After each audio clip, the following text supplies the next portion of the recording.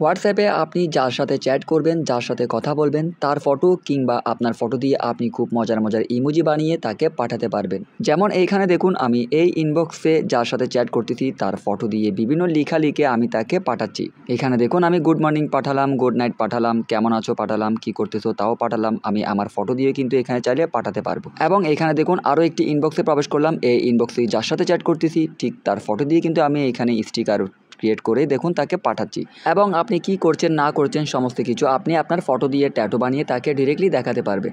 এবং আপনি এই স্টিকারগুলো মাত্র একবারই ক্রিয়েট করে রাখবেন। যখনই আপনার সেন্ড করার ইচ্ছা হবে তখনই আপনি সেন্ড করতে পারবেন। আপনি জাস্ট এখান থেকে ক্লিক করে এই অপশনে ক্লিক করলে এখানে সমস্ত আপনার ক্রিয়েট করা স্টিকারগুলো এখানে থাকবে। আপনি জাস্ট এখান থেকে তাকে যখন ইচ্ছা তখন পাঠাতে পারবেন।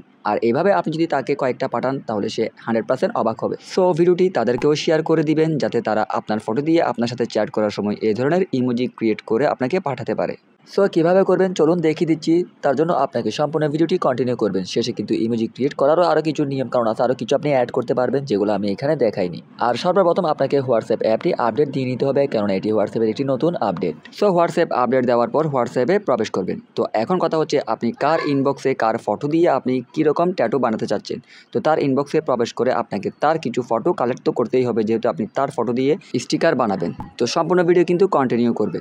তো আমি এই ইনবক্সে প্রবেশ করলাম। এখন এই ইনবক্সটি যার, আমি তার কিছু ফটো বা একটি ফটো এখানে সেন্ড করব। আপনি যদি তার ফটো দিয়ে স্টিকার ক্রিয়েট করতে চান সেক্ষেত্রে তাকেও বলতে পারেন যে কয়েকটা ফটো হোয়াটসঅ্যাপে পাঠানোর জন্য। তো আপনি কি করবেন, যখন সে পাঠাবে বা আপনি যখন তাকে পাঠাবেন তখন আপনি জাস্ট ওই ফটোটি এখান থেকে ওপেন করবেন। ওপেন করার পর এখানে দেখুন 3 ডট মেনু আছে, 3 ডট মেনুতে ক্লিক করবেন। ক্লিক করার পর এখানে অনেকগুলো অপশন আসবে। এখান থেকে দেখুন ক্রিয়েট স্টিকারের একটি অপশন, এই ক্রিয়েট স্টিকারের অপশনে ক্লিক করবেন। ক্লিক করার সাথে সাথে একটু লোড নিবে, দেখবেন সাথে সাথে আপনার ওই ব্যাকগ্রাউন্ডটি রিমুভ হয়ে যাবে ওই পিকচারের।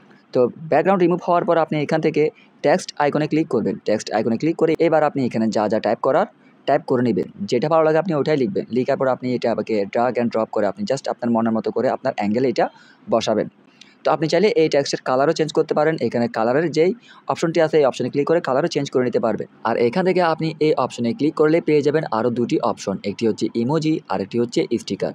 আপনি চাইলে ওই পিকের মধ্যে স্টিকার আর ইমোজি সেট করে আর আকর্ষণীয় করে তুলে নিতে পারেন, এটি আপনার ব্যাপার। তো এটি আমি আপনাদেরকে দেখাচ্ছি না, আপনারা চাইলে অ্যাড করতে পারেন। তো চেঞ্জ করার পর আপনি যখন লিখবেন তখন আপনি জাস্ট এখান থেকে সেন্ড বাটনে ক্লিক করে সেন্ড করে দিবেন। এবং যদি আপনার পাঠানোর পর মনে হয় যে আপনি এখানে কিছু ভুল করেছেন সেক্ষেত্রে আপনার এডিট করার অপশনও আছে। জাস্ট স্টিকারের উপর একটি ক্লিক করবেন, দেখবেন নিচে থেকে এডিটের অপশন বের হয়ে আসবে। দেন এডিট অপশনে ক্লিক করে আপনি এখানে নতুন করে একটি টেক্সট লিখে এই টেক্সটের উপর আবারও বসিয়ে দিতে পারবেন। এখানে কিন্তু আপনি আগের টেক্সটটি এডিট করতে পারবেন না। আশা করছি বুঝতে পেরেছেন। সো ভিডিওটি কেমন লাগলো অবশ্যই কমেন্ট করে জানাবেন। আর ভিডিওটি যদি আপনার উপকারে আসে, যদি হোয়াটসঅ্যাপের কিছু একটি শিখে থাকেন এই ভিডিওর ফলে, তাহলে প্লিজ ভিডিওতে একটি লাইক দিয়ে উৎসাহ দিবেন। ধন্যবাদ সবাইকে। আসসালামু আলাইকুম।